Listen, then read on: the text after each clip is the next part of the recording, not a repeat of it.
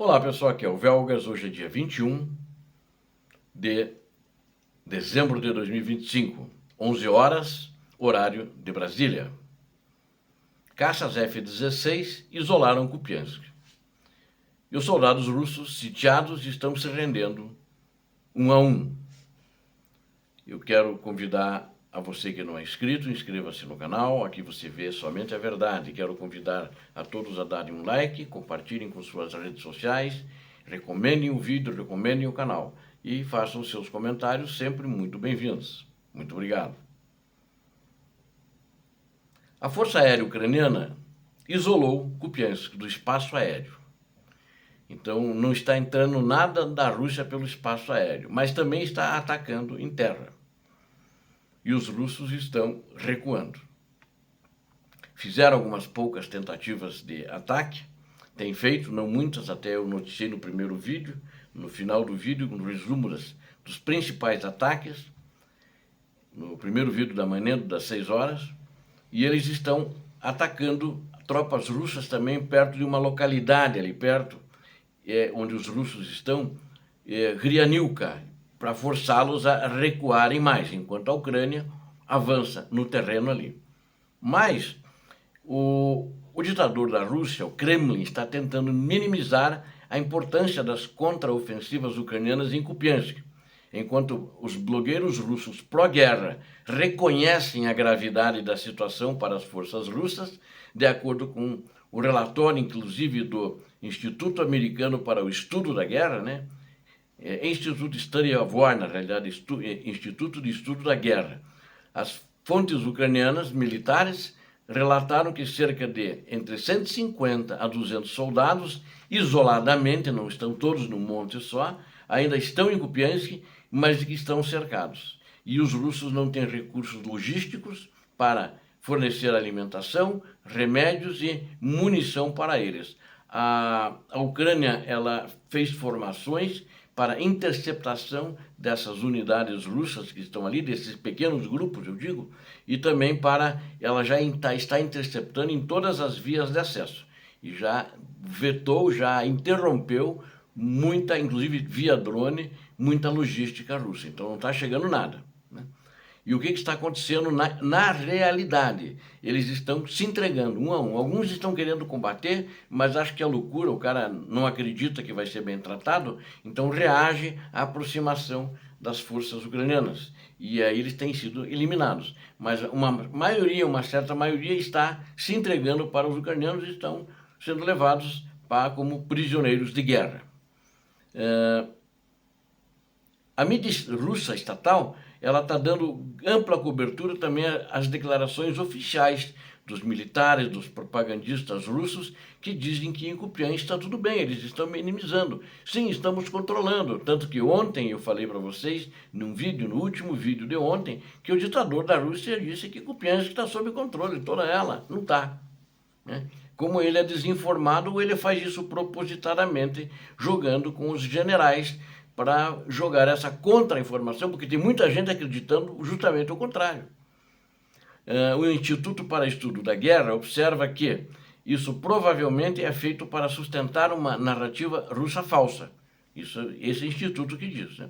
Alegando que as tropas russas em breve romperão as defesas ucranianas, uma narrativa destinada a influenciar a Ucrânia, a influenciar o Ocidente e a fazer grandes concessões à Rússia. Então ele faz isso para o Trump acredita, não houve a sua inteligência, né? Não houve a CIA, não houve o FBI, não houve o NSA, porque eles sabem a verdade, porque eles compartilham informações com os ucranianos, e aí ele, como fez há 2 dias atrás, né, que eu relatei, acho que no outro vídeo, ele suspendeu sanções de empresas russas. No dia 19, próximo passado, ele fez isso. Inclusive para uma indústria específica que fabrica armamento. Os 2 melhores amigos agora estão de amores. É a mesma coisa que ele tivesse quase vendendo armamento. Ele pega um insumo, vai produzir armamento na Rússia. O Trump fez isso. Nesse caso, o poder aéreo ucraniano, ele concentrou-se agora em impedir que reforços também cruzassem o rio Oskil, né? Porque eles têm que vir através do rio, através de pontões.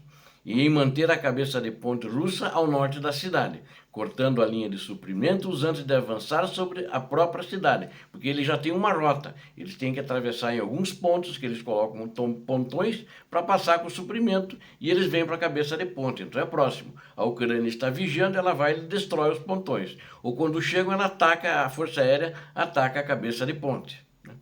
Então, eles não conseguem. Eles estão agora numa situação muito difícil, encurralados de uma maneira geral. E os caças F-16 ucranianos têm atacado as tropas russas também perto de Hryaniuka, enquanto essas tentavam atravessar o rio ali nessa região de Hryaniuka. Outra concentração foi destruída perto de Holubiuka, quando bombas JDAM disparadas por um F-16 ucranianos aniquilaram um grupo em plena travessia.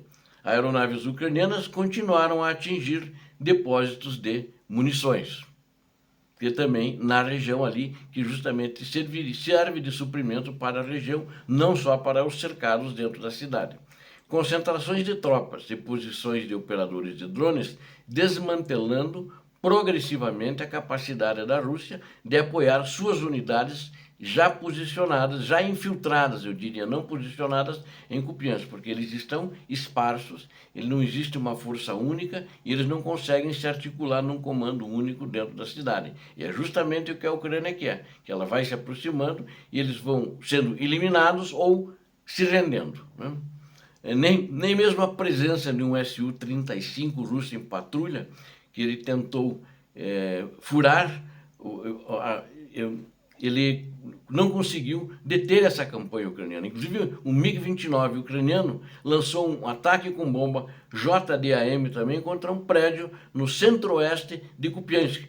Eles detectaram tropas russas ali de assalto que estavam entrincheiradas e de onde eram coordenadas as operações de combate para quem estava dentro da cidade. E aí a segunda fase teve como alvo o corredor terrestre ao sul de Dvorochina, que as forças russas vinham utilizando, onde os ucranianos pretendiam criar uma gargala ao redor da cidade. Equipes de assalto ucranianas avançaram limpando cinturões florestais e estruturas uma a uma.